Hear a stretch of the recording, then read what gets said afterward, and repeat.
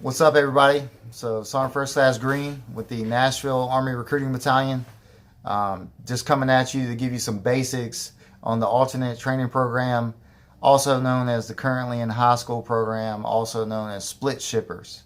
The basics is that you're talking to young men and women that are in their junior year about going to basic training when they finish their junior year, and then finishing up their senior year, and then going to their job training. And they're going to do that while in the Army Reserves. All right. So starting at the beginning is what I want to say. First things first, the USAREC message has already been published. All right. So they already said, these are our training dates and these are the jobs available. I already double checked. The jobs and the career opportunities that are available are the same exact ones from last year. All right, so if you remember the ones from last year, good for you. They're exactly the same this year. We have our training dates that are available. All right, so what that means is, let's say I am a junior in high school right now. I finished my junior year on May 4th. That means that I can go to training 5 days after that, and I can pick one of those training dates within that window and the mandatory return date. All right. The mandatory return date is basically the date that they're going to set, that the Recruiting Operations Center is going to set in the request, in FSR2S, that they have to be back. The problem that some people run into is if, let's say, they finish their junior year in May, they didn't make the decision to join the Army Reserves until February, and now those training slots are starting to fill up. They might not have it. They might not have it for that mandatory return date. Okay? The biggest thing to remember in your Army interview is to not pump out all this information to your applicants. Okay? These are things that we're going to handle as recruiters. If you get an email that says that these spots are closed, then you still process that applicant. You take that applicant and you get them test phys qualified, and then we will see if we can get an exception and get them additional training.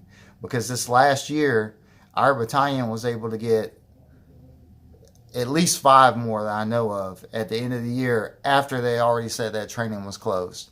There's going to be people that fall off for DEP losses or whatever it might be. The point I'm trying to make is never stop trying to get that person in the Army Reserves to do their split training until you absolutely know, hey, message from the Recruiting Operations Center, these positions are closed. All right? So to sum up what I just said, do your Army interview. You tell them about the split shipping, but you keep it simple and don't try to confuse them with the training dates. That's going to be something that you do on your end. All right? Also, when we do our Army interviews for the split shippers, stay away from telling the applicants what you can't do, or I can't do this, or I can't do that, or you won't be able to do this, or you won't be able to do that, all right? Stay away from that stuff in the beginning of the Army interview, okay?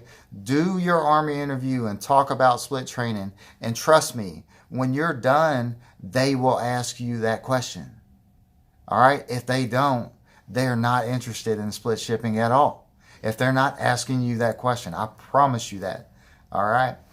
And also follow up with them, all right? We had 2 that we enlisted last year. We had one that was from the college. He was a scholarship athlete that was only getting partial scholarship. Okay, that's cool. And now we put him into the alternate training program, shipped off the basic, came back. He even transferred schools now, and then he got an exception where he doesn't have to go to AIT. He's going to go straight into the ROTC program. So that brings me to my next point. All right. I'm going to talk about some of the different career options and what you can talk about in your Army interview. But my point is that if your applicant comes back from basic training and then they want to get enrolled into the ROTC, all you simply have to do is call your AGR operations and work that exception with them. All right? Well, that exception is simply saying that they're going to do that in lieu of going to their job training or their AIT for the reservation that they picked. The biggest thing to remember is that I don't like doing that. And I don't like giving out too much information in the beginning. And I don't like doing that in my Army interview because it's just going to confuse them. And it allows them absolutely no flexibility. Which that brings me to my next point. Flexibility. If you're selling the Army Reserves, hey, all you're doing is talking about the Army Reserves, right? What is cool about the Army Reserves is the flexibility. Why do people join the Army Reserves and not go active duty? They want the flexibility. They want to be able to come back to their hometown and then go do their job or go to college or whatever it might be. You're going to have people that come in and they want to go to college, and that's great, and they still want to serve their country. Maybe they don't know how to pay for it, but that's not everybody, right? You're going to have people that are scholarship athletes like mine. He's going to fall into that category.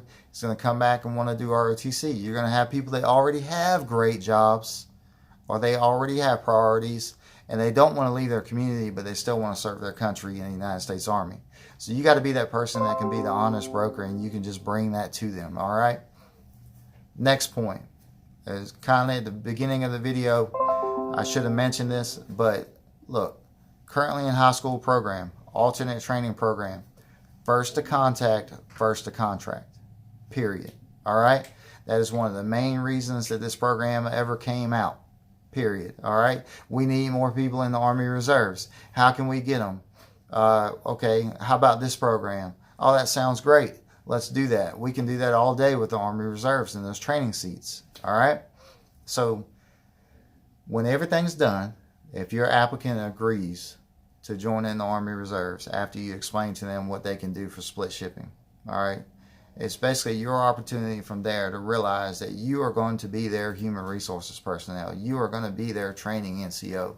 You are going to be there for them through the end of their junior year and when they come back for their senior year. And the biggest thing that you get from them in return for your work are the referrals. And if you don't keep up with them and you don't help them out and make sure their pay is good and make sure that they're, that they're on MyPay and AKO and MillConnect, FutureSoldiers.com, trying to get promoted if they aren't already. If you don't do that, then all you're going to have is a guy or a girl that's sitting in your Future Soldier program all year long, not doing anything, confused as to exactly what they're going to do. And the next thing you know, you're going to come May or June, and they're going to be struggling with whether they want to ship out or not. And even if they do, when they come back, what are you going to get from your senior year? And then they're going to tell all their friends, hey, don't do that. I did that last year. It wasn't a good idea. My recruiter didn't take good care of me. It's just like anything else. You have to take care of these individuals. All right, so expected times for this. All right, the USERC message is open now. I checked the dates. Look, if you got somebody that's a junior in high school and they want to do this program, process them now, okay? Come mid-February, these are going to start closing up pretty strong. End of March, it's going to be really tough. Coming into April, good luck. You might be one of the lucky ones, and at the very end of the year, it's not going to happen. I'm just going to be honest with you, okay? So you got to talk to these kids, and you got to be following up with them all year long to make sure this is going, okay? And it's important for them to remember the reasons why they want to do this. It's not just the flexibility, which brings me to my next point for your Army interview, all right? Army interview. You're going to go to basic training.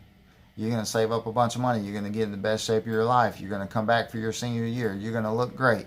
You're going to have experience. You're going to be ready to roll. And you're going to have a better idea of exactly what you want to do with your life while also getting the discipline and the training in the United States Army. All right? Their basic training is not going to be any different from active duty personnel. They're going to go through the same one. The only difference is, obviously, they're going to come back and finish out their senior year.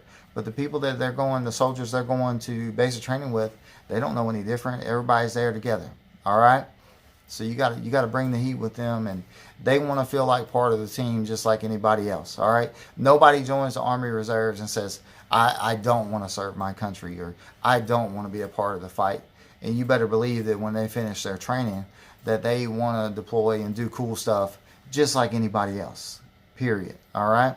They may not get the benefits, or not necessarily benefits, should I say. They may not get the support 100% that's always there 24/7 like they would on active duty. And again, that's where you come in. So in your Army interview, you need to sell that adventure. You need to sell what they're going to get when they get back, and it's nothing more than the truth. Okay? Jobs. All right? There's a lot of them. There was 3 or 4 different medical jobs that was listed on there. There's an aviation operations specialist job. In my battalion now, since I'm I'm trying to get this video out to my battalion mostly. All right, aviation operations specialist. Where are you going to find those jobs at? You're going to find them either choice zip code at Fort Bragg, choice zip code at Fort Knox, or choice zip code at Fort Eustis. Good luck looking anywhere else. But if you get somebody that wants to do that, yeah, it might be a little bit of a travel. But you know what? They're great units. They take care of their people. They pay them for their mileage. They do a lot of cool stuff. They travel to cool places on their annual trainings. And these are opportunities that you need to present to them. You need to give them the option. Don't just say, my town only has 1 unit that's in transportation, and we only have 88 mics, and you don't have a car. So that's it, right? Maybe they plan on getting a car when they get back from basic training. The bottom line is that you have to go through and you have to identify that in the Army interview, and you have to make sure that you're selling all the adventure that you can and all the great jobs that you can that are there. If you look on the user message, you will also see that infantry is on there. You're probably thinking, where are the infantry jobs? Okay, if you're thinking that right now, which is a different resource, then just deep dive into it and get to looking. All right, Combat Engineers 12 series, any of those, okay? Talk about it in your Army interview, but don't use it as just a selling point for the careers. Sell the adventure, sell the flexibility, sell the opportunity to join the Army Reserves and come back as the baddest dude or the baddest girl in your school when you get back, period. All right? Can they be discharged for ROTC or active duty? You know, obviously I went over that with the ROTC, but it's not something that you just want to up and present in your Army interview because you're going to confuse them. It's the same way that when we get to talking about the simultaneous membership program and the Army Reserves, we confuse them. Because, listen, if they're juniors or seniors in high school, they're not going to understand what you're talking about on the simultaneous membership program. All you're going to do is confuse them. You just let them know there's going to be additional benefits and additional things in the Army Reserves that you're going to know about or you're going to ask about when you get back. I'm still here for you. What are you going to get when you join the Army Reserves with me? Well, I might not be an Army Reserve recruiter. I might not have ever been in the Army Reserves, but guess what? I am now an Army Reserve mentor for you, which means that I'm going to do anything I can to deep dive into it. Just like Sergeant First Class Haney in Knoxville called me up, asked me questions, trying to take care of his people. Everybody should be doing that. You are the mentor. You might not be the reserve recruiter. It doesn't matter. You are the reserve mentor, and you talk about the people that you've put in and how you've taken care of them, because there's not going to be one individual that ever joins the Army Reserves that isn't going to require more work as a future soldier or after they get back than someone who's joining active duty. All right, they join active duty, they roll out, they go to their duty station, they go through this long end process, and they take care of them. The Army Reserves do not, which means their recruiter has to set them up for success. If they come back to your community, they're going to be one of your recruiters. If you didn't take care of them, what are they going to do? And that's how we beat the National Guard. All right? And you can draw in on that. I'm not going to talk about that all on the video and all on YouTube and all over the internet for everybody to talk about. But look, take care of your people. Give them the best stuff. Give them the best careers. Give them the best opportunities. Give them the best benefits. And show them how the alternate program will be just right for them. And if you only get 2 extra this year, hey, those are 2 reserve contracts that you never had. My reserve mission is literally 1/4 as small as the rest of my mission, which means I can afford to spend a little bit extra time and then only get 2 out of that, versus if I was trying to do that for active duty and only get 2 out of it. I'm still going to do it, but I'm going to get way less for my efforts. You put in 2 extra Army Reservists this year and you'll see what happens. And I'll bet you there's a lot of people out there that didn't put any alternate training program in. I will say this battalion did a lot better in the past year. But if you have any additional questions, just make sure that you reach out to me.